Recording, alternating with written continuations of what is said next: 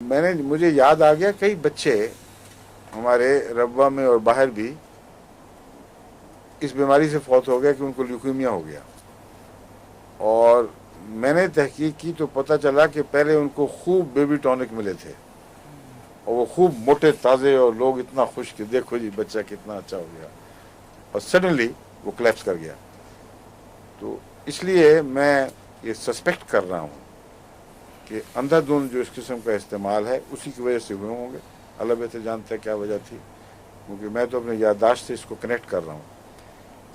یہ میں یادداشت یہ نہیں کہ تاثر ہے، صرف جو فوت ہوئے ان کی ماؤں وغیرہ سے پوچھا میں نے کہ آپ ان کو کیا دیتے رہے ہیں، تو انہوں نے بتایا کہ یا وہ بیبی ٹانک کے نام کی دوائیاں جو ملتی ہیں بعض جگہ، یا یہی فاسز لے کر خود وہ دیا کرتی تھیں۔ تو ان کے اندھا دھند استعمال سے بہت احتیاط ضروری ہے۔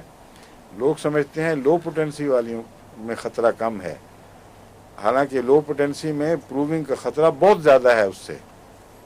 ہائی پوٹینسی تو ہم دیتے ہی تھوڑی ہیں، لو پوٹینسی میں ہر کس و ناقص اٹھ کے ہاں جی ہم نے فاصل لے لی، ہم نے کھا رہے ہیں، ہم دے رہے ہیں۔